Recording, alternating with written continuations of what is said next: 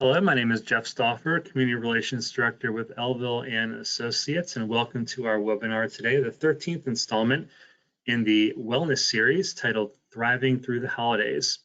With that in mind, we'd like to wish you and yours a very happy holiday season as we fast approach this wonderful time of year. And with tips from today's presentation, it will be just that. So that's how this will work today. If you're new to our webinars, if you are, welcome. We're glad you're here. And if you're a frequent attendee, we thank you as always for your support of our webinar series. So you as the attendee are currently in listen-only mode, but we want this to be as interactive as possible. So you're going to unmute all the attendees during the presentation and are looking for your feedback and thoughts throughout the presentation. So feel free to have your voice be heard. You can still post your feedback through the questions panel and chat feature anytime, and we'll pause to present those questions and thoughts to Ellen and Michelle throughout the presentation. I also provided the presentation slides and other resources provided by Ellen and Michelle by email this morning for your convenience to take notes on them if you wish. If for some reason you did not receive this information, it is currently in the section marked handouts on the right-hand portion of your screen to download at this time. Everyone will also receive a post-webinar feedback email right after the presentation, and we do ask that you take just a couple minutes to fill out this very simple survey to offer us your thoughts about today's presentation. Here at Elville & Associates, we work every day with families and clients with the ideals of client education, collaboration, and compassion in mind. We're always available for consultations to discuss your family's planning needs now and in the future, and always look forward to being a resource to you at any time. So at this time, I'd like to welcome back and turn the webinar over to our presenters, Ms. Ellen Platt of the Option Group and Dr. Michelle Fritsch of Retirement Wellness Solutions, who will share just a bit more about themselves and get started with the presentation. So welcome back, Michelle and Ellen. Appreciate you being here as always. Thank you, Jeff. We're here to talk about thriving, not just surviving or getting through, but thriving through the holidays. I'm Dr. Michelle Fritsch. I'm a clinical pharmacist, but I focus on people that are nearing that transition to retirement and ways to make those really healthy and fulfilling years moving forward. I'm finding that without a plan, about 2/3 of people have a rapid health decline or divorce or really lose their sense of self. And then over the pandemic, Ellen and I have combined forces and created Propel Comprehensive Wellness, which is a subscription process to learn the best of what we can do to help you prepare for that health and retirement. So we'll tell you a little bit more about that later. And I'm Ellen Platt. I am a geriatric care manager or an aging life care manager, and I help families navigate longevity, whatever that looks like for them. People have many different circumstances, but what I often see is that people haven't planned and they're dealing in a state of crisis. And I'm seeing people probably sometimes at the worst point in their life. And what we like to do is kind of help them through those transitions of care and figure out what's the best scenario for them. But for the purposes of Propel and our discussion today, we're looking at how can we be proactive. How can we kind of stay ahead of that curveball and plan ahead so that we have wellness all around? And no crises that we don't know how to deal with. Right.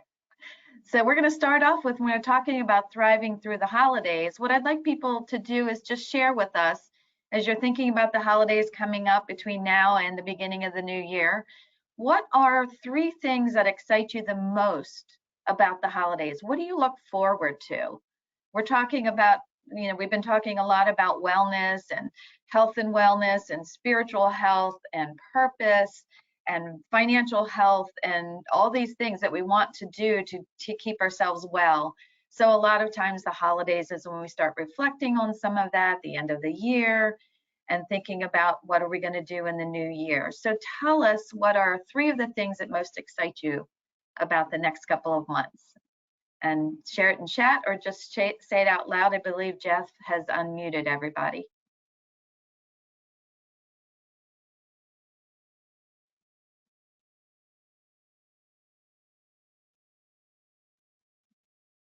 I know I'm going to have all 3 kids and my daughter-in-law under the same roof, which just never happens anymore.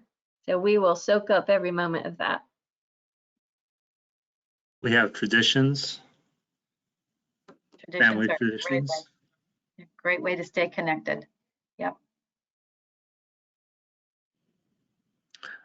And how the holidays seem to affect everyone in a way that just people you meet in the stores or wherever, they're happier, and it's just a much happier time for everyone. Makes you feel good. You want to be part of it.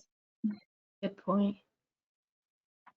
They have not so great medical appointments, but good is visiting family.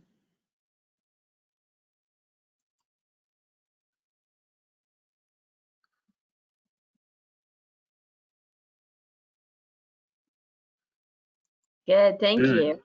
Mhm. Food. Food, lots of Mhm. food. Is anybody doing anything different this year for their holidays? Different than the norm?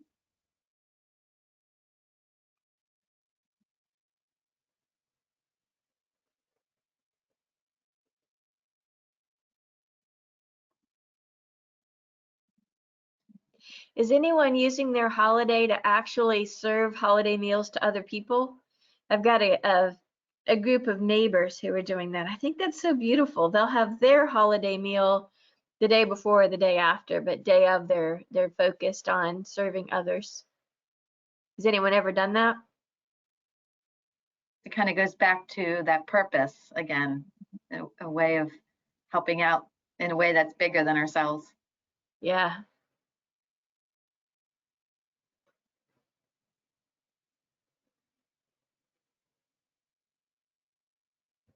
All right. We would love for this whole time together to be interactive. So anytime you've got something to share, don't worry about interrupting us or sharing those things, and then we'll be asking you to share with us frequently. So we're going to get scientific for just a second. When we do things we love, it brings about a whole different level of energy. Like you had said, somebody who mentioned a minute ago that when you're around people that are just happier, you want to be part of it, and it makes you feel happier. And part of that, there are endorphins or hormones in your brain that get released when you're doing something that you really deeply enjoy. It makes you feel more satisfied and excited and stimulated. So what are things that you could do around the holidays that you know are going to release these endorphins and make you feel good?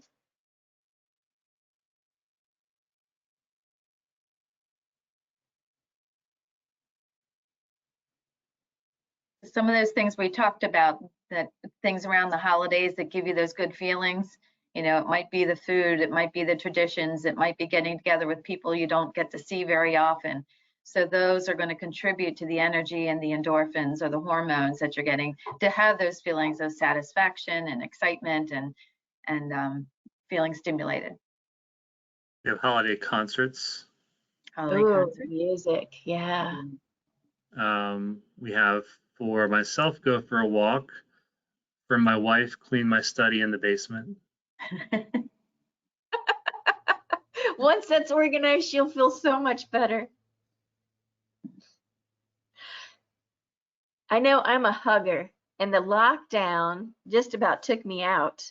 And so holidays is a time again to see people I don't see all the time, but just being able to hug them, like lay hands on them, because Zoom meetings just don't quite give me the same endorphins. Mhm.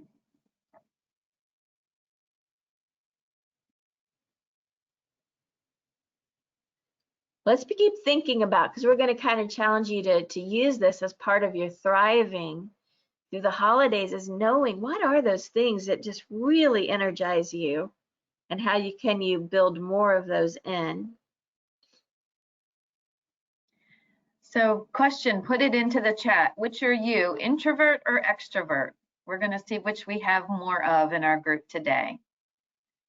But knowing about that about yourself is really kind of important to figure out what is going to be happy and satisfying to you through the holidays.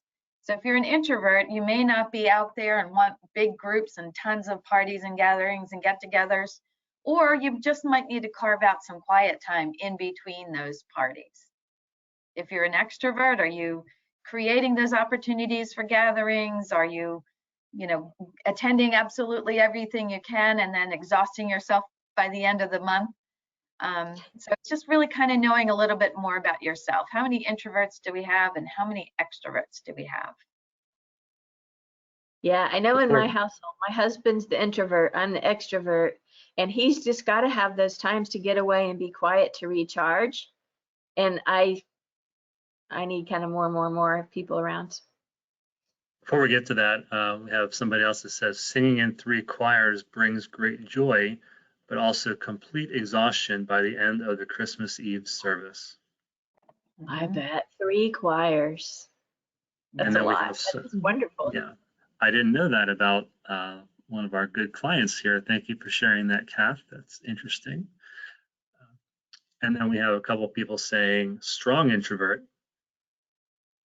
And then this Mr. Smith did not know how funny he is. The fundamental challenge. One is introvert, the other extrovert. True. So for the strong introvert, I'm sorry, go ahead. Introvert at home, extrovert at work. So you have that balance. You have the balance. You have the quiet time when you need it, but then you have social opportunities as well. For the strong introvert, one thing that might be helpful is to find that one close person that you really want to spend time with, even if it's at a party, and find a separate room or a quiet corner where you can have more the type of focused relationship time that you want, even in the midst of the party that might feel kind of draining in and of itself.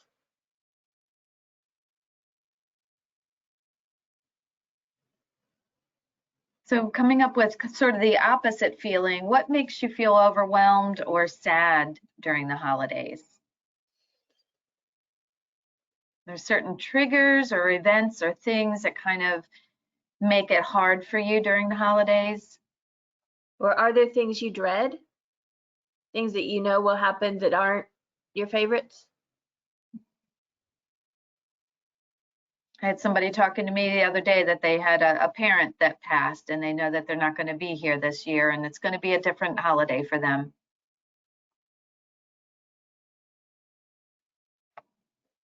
Yes, we have missing relatives that have passed.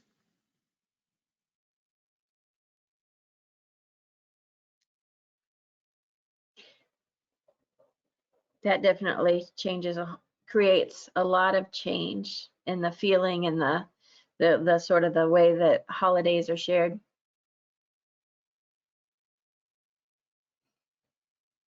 Any other insights?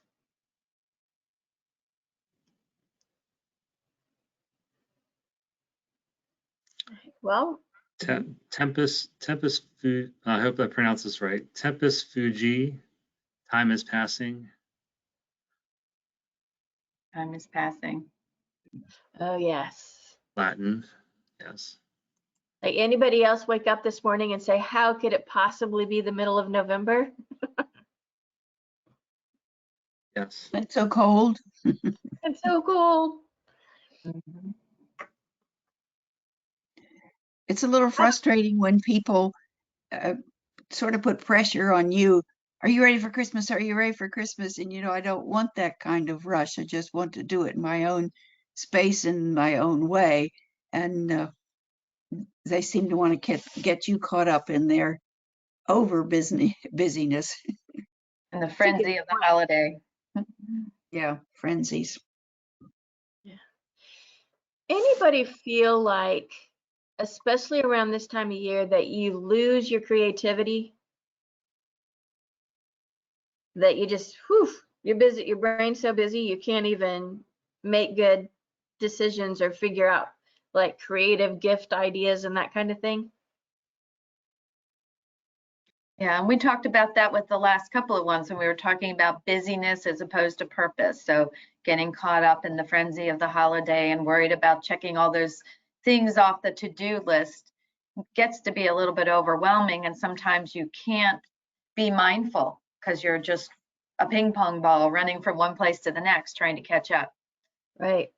And we talked about this before, that in your brain, the really big front part of your brain is where you have creative thoughts and good decision making, and you can kind of solve complex problems. And it's a big part of the brain. And then back here at the back, there's a little bitty part. Ellen talks about it as the lizard brain. I call it the little walnut. It's right back here at the bottom.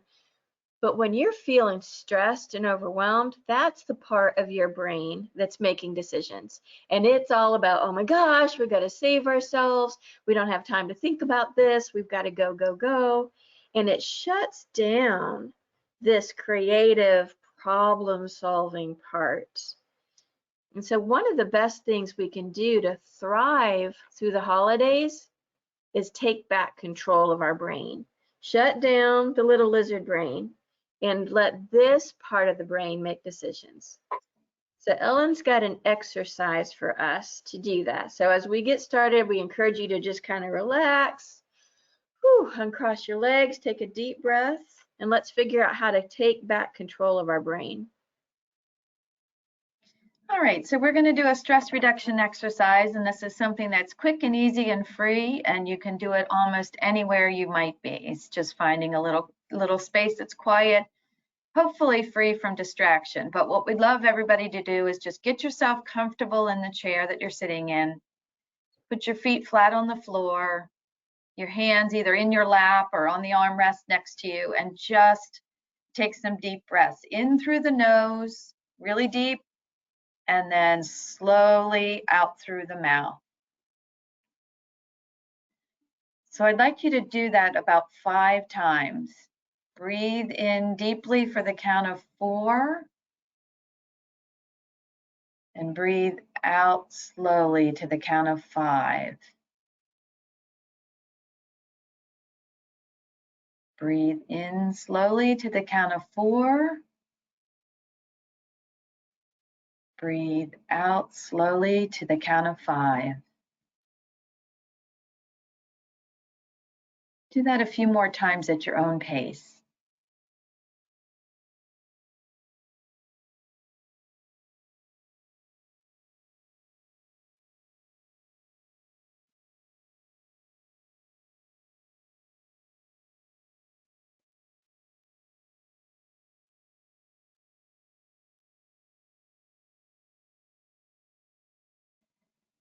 Now do a body scan. Start at the top of your head and just see if there are any tight areas or muscles in your body. And if you see that there's one area in particular, try to work it out, maybe move or stretch a little bit. But breathe into that area, and as you're exhaling, envision all that stress coming right out.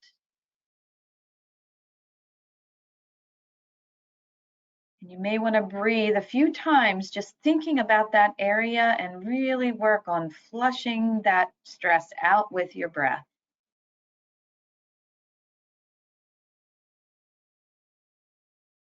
You're breathing in fresh air with the inhalation and breathing out the stress with the exhalation.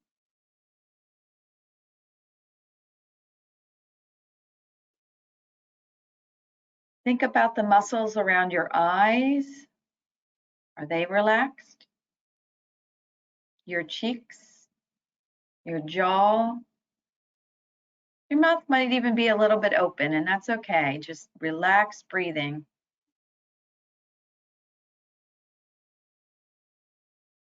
Keep breathing as you think about the back of your neck and your shoulders. If you need to stretch or move, feel free to do that. You could tilt your ear to touch your shoulder on one side, and tilt the ear to touch the shoulder on the other side. Just continue with this slow breathing.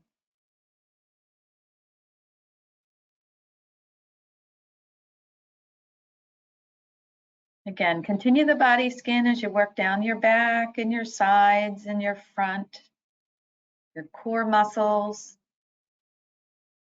everything relaxed. Your thighs, your calves, your toes. Wiggle the toes, get them to work a little bit. I'll take a couple more deep breaths, but when you inhale this time, hold your breath for 5 seconds before exhaling.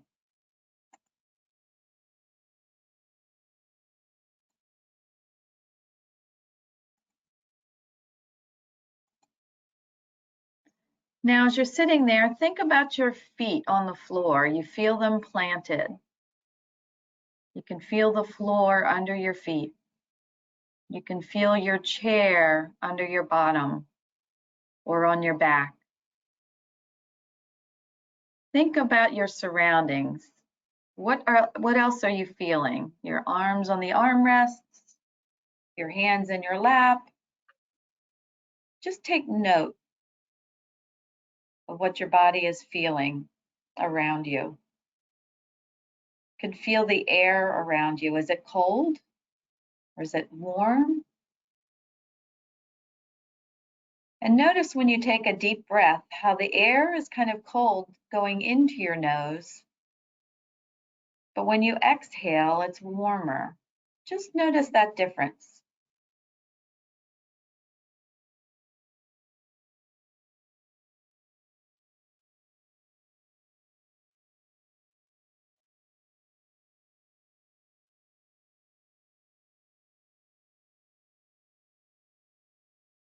Now think about your other senses. Besides me, what else are you hearing? Maybe it's somebody in the house. Maybe it's a radio on in the background, a dog barking outside. Just take note of the sounds you hear around you.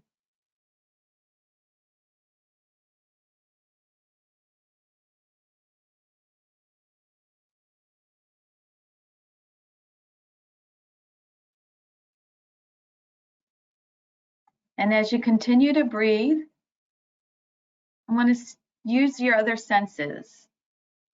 Is there anything you're smelling?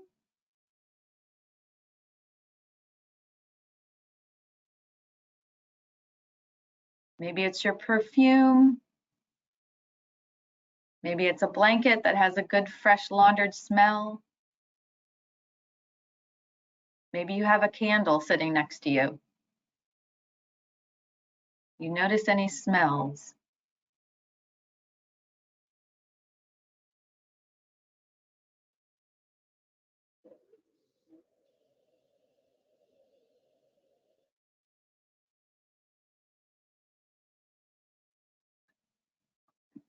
Now I'm going to teach you a tool that helps you reduce stress. For about 30 seconds, I want you to continue breathing just like you have at your own pace. And I want you to focus on a positive experience that you've had recently. Something that you're proud of, something that makes you feel good about, something you feel like you've really accomplished. I want you to just think about that and think about how it made you feel. And note the good feelings that you're feeling as you think about that.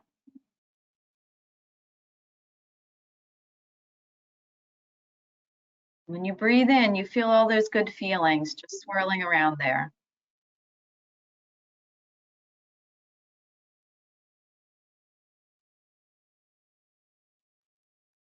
Just think about the details of that good experience that you're proud of.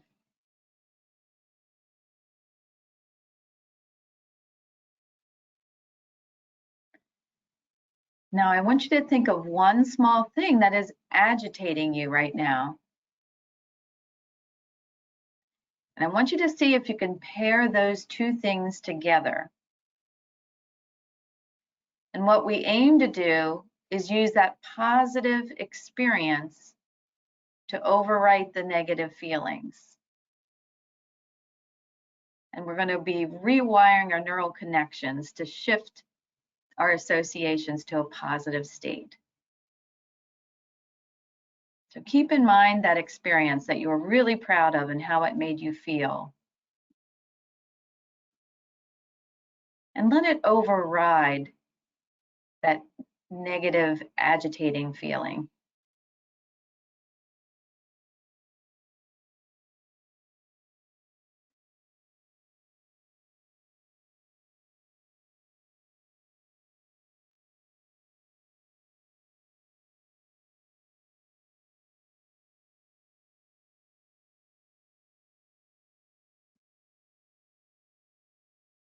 And hopefully your positive experience is feeling stronger and is more in your forefront. And the negative experience just doesn't seem quite as daunting or agitating.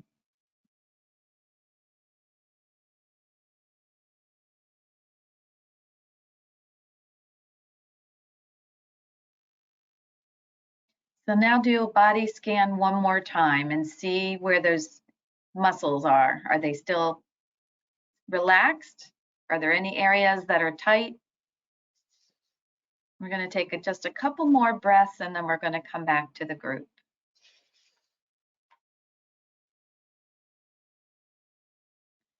And I'd love to hear from people to see if they noticed any difference in their body or in how they were feeling about things, whether it's the positive or negative emotions, and if that worked for you.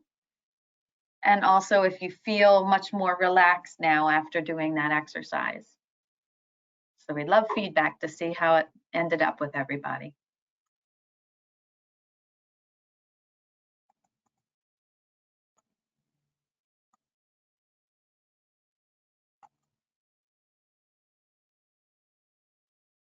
How do you feel, Michelle? So much more relaxed. I love this.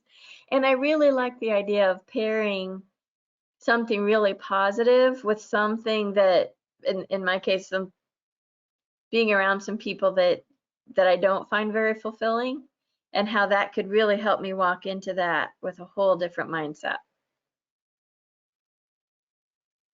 Yep. And I think we lost Jeff. He must have fallen asleep. I'm coming back, just stronger than ever.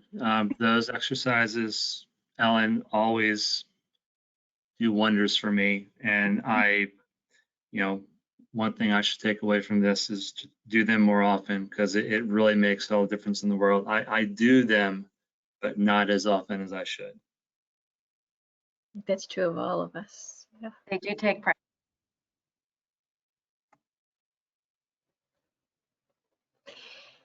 It says here, I wish I had my glasses. Pairing did work for an annoyance. Let's see here. Pairing did work for an annoyance item on my agenda for this morning. Good. Good.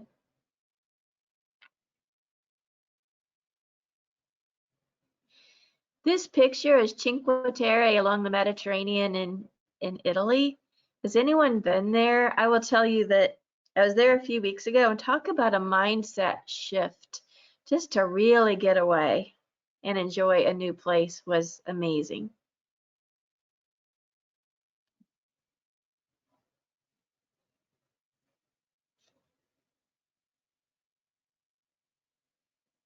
If you're not able to get there yourself, on YouTube, Rick Steves does guided tours of places all over the world.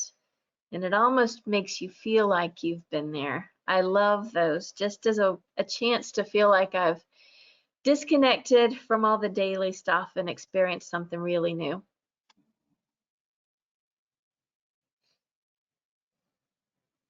It must be remarkable to live in a place like that. You'd be in good shape, because those are some hills. Yeah.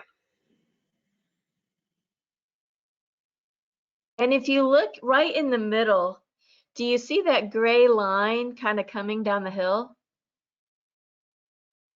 They actually have a cart that somebody sits on with a huge basket in the front that goes on that one skinny gray line, and that's how they collect the grapes from those steep hills. That looks terrifying to me.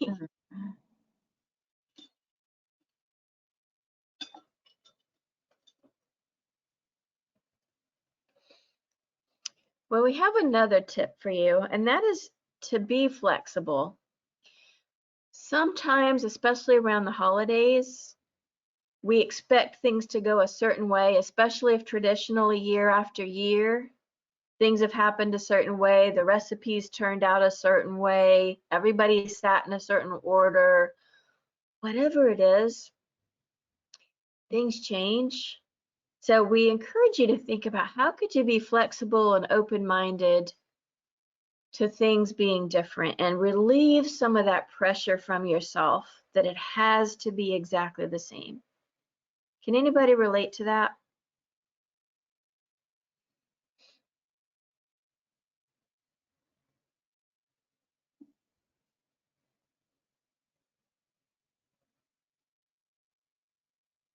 I see this a lot when it comes to holiday traditions. We have to have that meal that we've always had. We can't veer from that, or we have to have these certain people here, and sometimes it's difficult, or just the circumstances that year didn't allow it.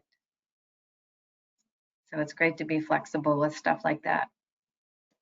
I know when my grandma could no longer make a particular recipe the way only she knew how to make it, a pinch of this and a dash of that kind of thing, nobody could replicate it. And there was so much angst about not having that dish taste exactly the same, but there's really not anything we could do about it.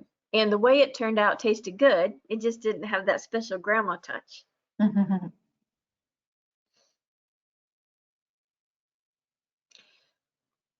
While we're thinking, Ellen Platt is going to be dancing for the Alzheimer's Memory Ball. So I figure this is what she's going to look like in May. I have a lot of work to get there.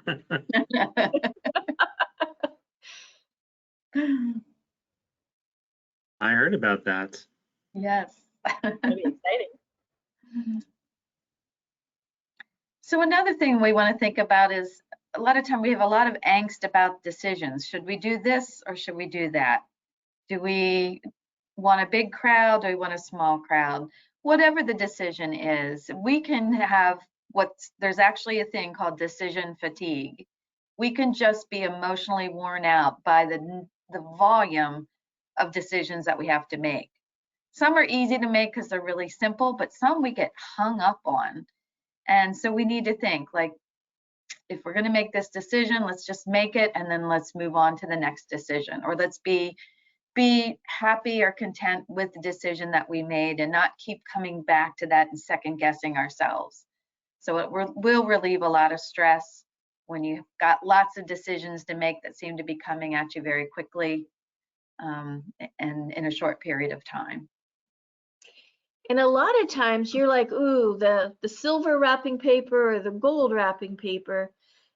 Whatever you decide is going to be well received by the person that's receiving it, and they won't even know that you thought about other options. So there's no disappointment in that. Good example.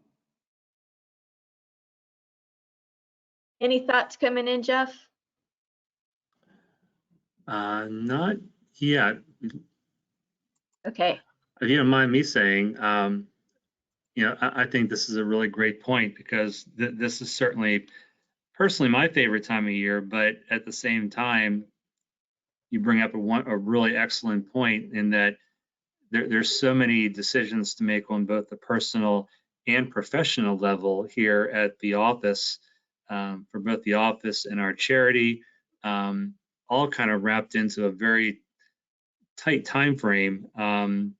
So I think there is a lot of decision fatigue, as you I think Sid just said, and it does become somewhat tiresome. So to make a decision and just move on and plan ahead, as I try to do, is important. But it still sometimes shouldn't, even though I start early, doesn't seem like I still start early enough, even though my wife says I start way too early.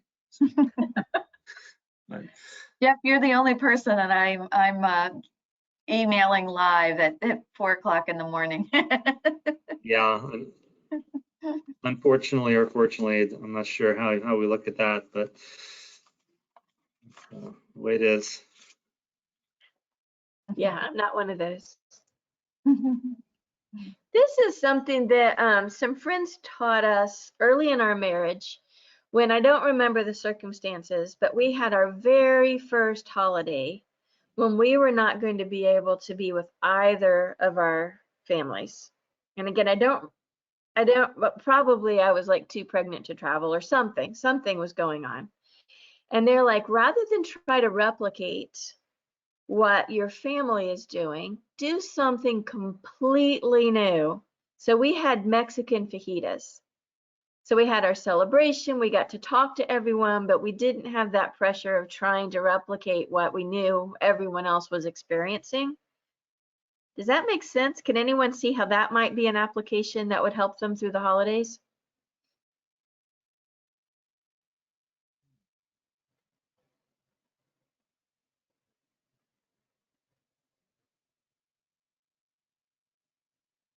Cognitively trying something new is always good. So it's great for brain health to try something new, whether it's, baking that wonderful, gorgeous bread there. Yes.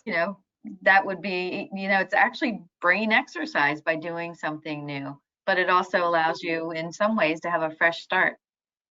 Yeah. And it keeps you from being sad because you can't do what you originally did. Yeah. Great point. We found that really helped.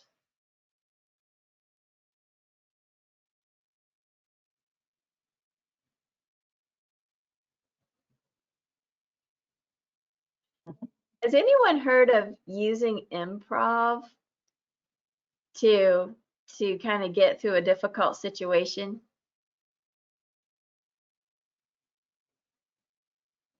Or is anyone like enjoying shows like that one? Whose line is it anyway? Anyone know what I'm talking about?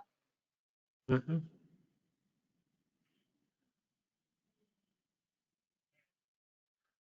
So So could we get, go ahead, I'm sorry. Go ahead. Could we get like 2 or 3 volunteers? There are no right or wrong answers here, but we're going to demonstrate something that you could do. I'm thinking about like when you're sitting around the dinner table and the conversation turns to something contentious, politics or whatever.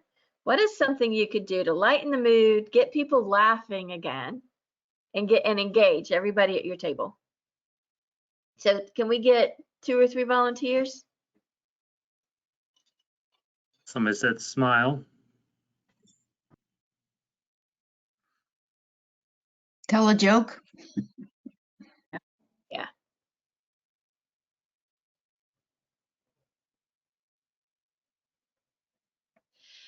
Picture that you've got this picture. You're holding this picture, some silly, silly, silly picture. There's this improv technique called yes and. So people can say what they want to. Nobody's going to argue or tell them they're wrong or try to fix what they said. It's all going to be positive. And so picture that I've got this picture. I'm looking at it. And I say, Ellen, I see 2 of the cutest fuzzy things. And I pass it to her. And I might say, well, yes, and I see a couple of silly carrots. And we'll pass it to Jeff.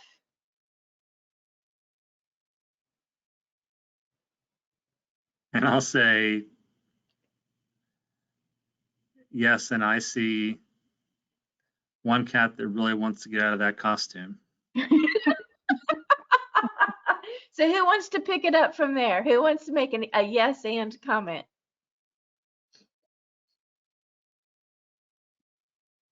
And I see some with a personality who's not going to see anything fun or happy. And the other one is always happy and making a joke. And I like it. Who wants to pick it up from there?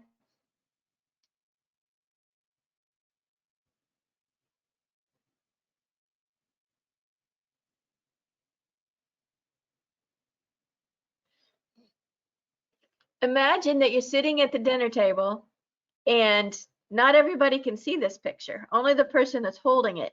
What would the rest of the people be thinking if this conversation were going on as the picture passed around?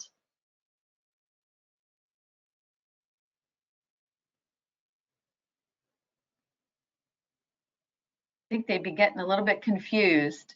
Yeah. maybe Cats, carrots, feeling left out, that they don't understand. But Right. it's coming.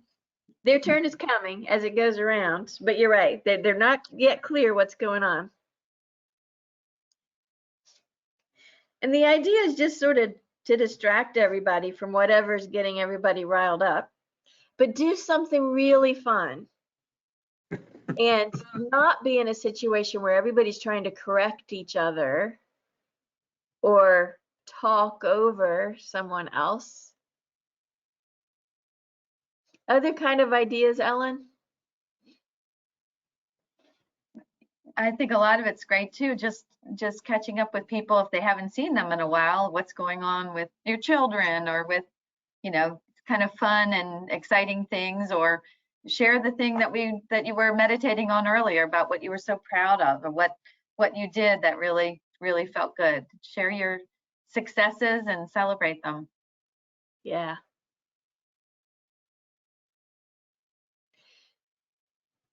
So the improv is something that I'm actually going to have a meeting with somebody who kind of teaches how to do this. I'm still, as you can tell, early in really understanding application.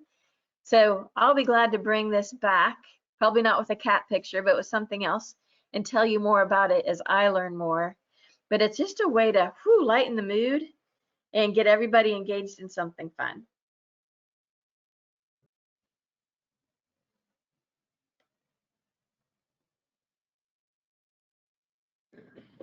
These are things that we want to think about, like during the holidays, of how you can de-stress and keep things calm. So really the important things are focusing on the aspects that you love the best. What are those things that really excite you about the holidays? How you can share that with the people you wish to share it with? But then sometimes we do need to take breaks, carve out some time where we can relax or have some quiet time. It's really important to continue exercising and moving and being physically active during the holidays. It's easy because we're going from place to place and eating from place to place, that we want to continue to keep up our stamina and also keep active so that we're not gaining weight with all the extra calories. But we want to prepare for and limit the triggers. So if we have a way to limit something that's going to trigger, like just not partaking in that political discussion, or doing that the exercise that we did early, where we're pairing that positive thing to something that irritates you. If you know you have this irritating thing or person that you're going to be seeing, that maybe you can pair it with something positive to go in, so you have a better mindset going in. So it's kind of thinking ahead, preparing for that, if you're not able to totally limit that trigger altogether. Absolutely. Can anybody think of ways that they might apply some of these?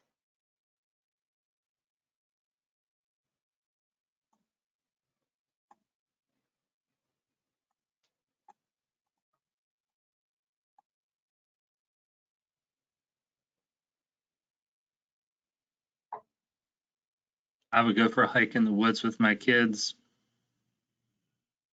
Sounds great.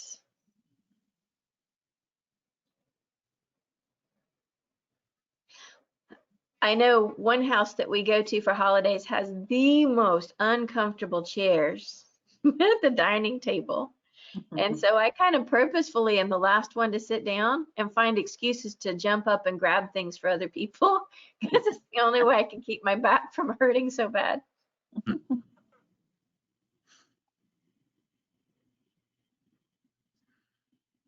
We kind of talked about this, but how can you incorporate helping others into your plans?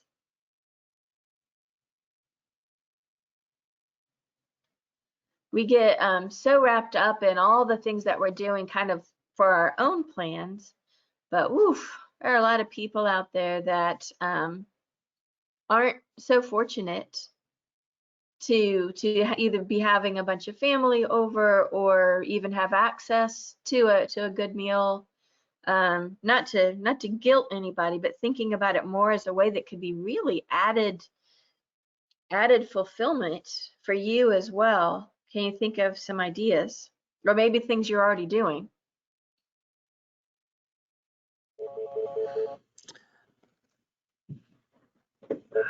You can adopt a student or a child. That's Yeah. something that we're doing here at the firm and something we're doing at home as well. That feels good. It's the first year that we're doing that. And our office is collecting jackets and coats and scarves and hats and socks and warm clothing for Synergy, which is an organization, Synergy Baltimore, that helps people in the city. Beautiful.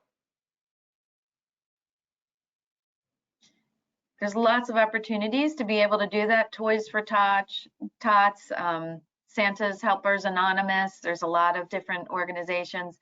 If you're looking for something and are having difficulty finding something, whether it be through a faith organization or a school or a community organization, you can actually go to volunteermatch.org and you can kind of search what volunteer opportunities are available, some of them local, some of them global.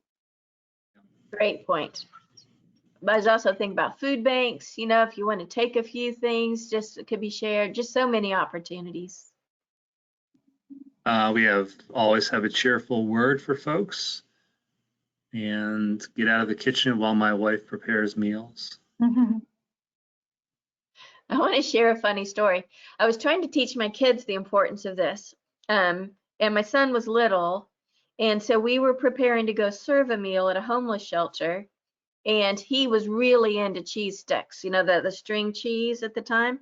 So we got some string cheese to share with people that were at the shelter that night. And he was so into it and so excited. And as soon as the first person grabbed a string cheese, he had a total meltdown that they were eating his cheese. It was very embarrassing. And we got through it and everyone laughed, but perhaps prepare the children for these experiences a little differently.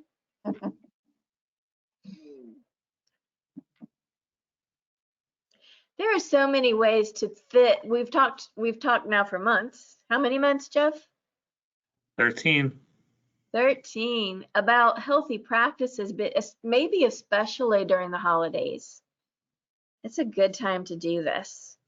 And so here are just a few. Would love to hear your ideas as well, but make sure you carve out time every day to do some of these things. And Ellen's so wonderful to guide us through ways to stay mindful and reduce stress. Starting your day with something like that can kind of just set the tone instead of waking up in a panic and, oh my gosh, I got to get this started and and you're really anxious. Start with something that calms you down. Think about what you're grateful for, the best aspects of what's coming. Can really just set the tone differently. What else, Ellen? I think we covered everything that's on the slide, but really carving out time is the biggest thing. Blocking out a specific amount of time where you can do that, because sometimes we get caught up in the busyness of the schedule and realize that, you know, the day was a blur and feeling a little bit stressed. I want to give everybody a permission to take a nap. If you start really early, like Ellen and Jeff at 4 a.m. and by the afternoon you've worn yourself out, it's okay to unplug for a little bit and then come back to it later.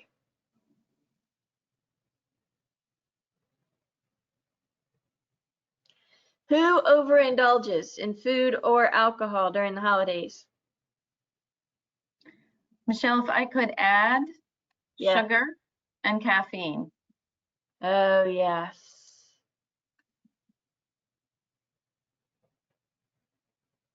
If we're Yeah, it's mindful not about our just, intake. I'm sorry, go ahead. I was gonna say, be mindful about our intake of those items because they can greatly affect our mood one way or the other. Yeah.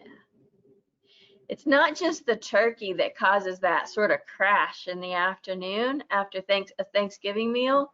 It's also that overload of sugar and then woof, as that works its way through our system.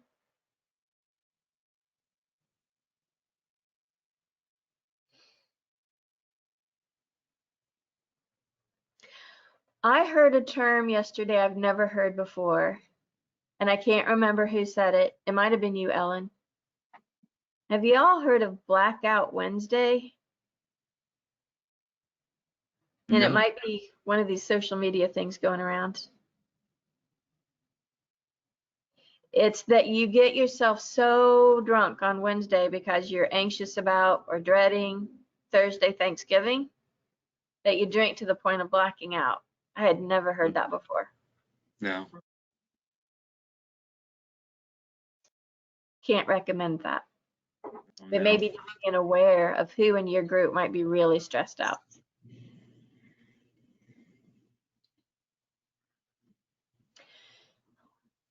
Does anyone have someone that will be part of their holiday gathering that has dementia?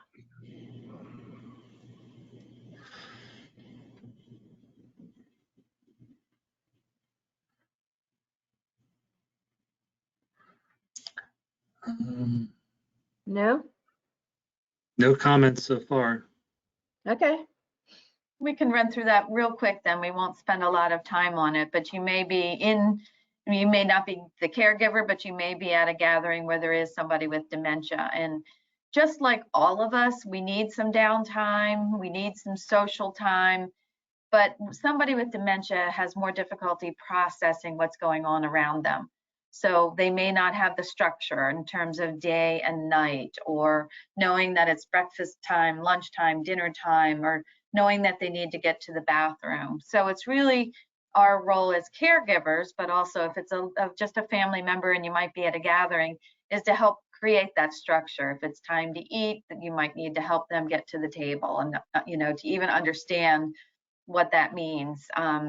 And then making sure that if they're getting agitated or getting upset, or you see the emotion, it may be time to just take them into another room to have some quiet time, or sit with them one-on-one, get a magazine and just look at the pictures quietly with them, or talk about the pictures, or ask them about their past holiday, as a kid, so that they can reminisce, because short-term memories go first, but the longer-term memories are often there, and they love to share their experiences from long ago. So just having that conversation and allowing them to share information. You may even learn some stories about your family history that you did not know. So calm demeanor with them, trying to remove them from their triggers or their stresses, having some quiet time, creating structure, validating if they're getting agitated. Yeah, I think it is loud out there. Let's go over in the room next door. Something like that is kind of validating that it's okay. We all kind of get a little bit upset, but we can do something about it, so they feel like they have some control. Might be great to help them with some of the tasks if they'd like to participate. We've talked about purpose. People with dementia even want purpose, and that might be talking about the recipe or helping to make their favorite recipe. Like you mentioned your grandmom's recipe, Michelle. Might have been a point where it was difficult for her to do that, but she can certainly participate with somebody helping her along. Good point. Maybe they could wrap presents. Maybe they could roll the silverware in a napkin and set the table. It's things that they can do. And even if it's not done 100% correctly, that's okay. That's where the flexibility comes in. It's all right. It gave them purpose.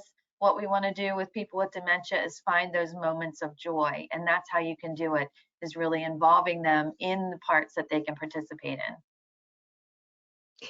So something we learned from Grandma is don't wait until the last second and say, dinner time, come to the table. That was too surprising. But give her a heads up. Okay, dinner's going to be in 10 minutes. Dinner's going to be in 5 minutes. Okay, we're going to get ready for dinner. Let's go to the bathroom before. Just kind of calmly working our way there. Step by step, instead of a multi-step directions, giving them one piece of information at a time. Yeah, very important. Our time, again, has flown by. Any questions or comments from what we've talked about today?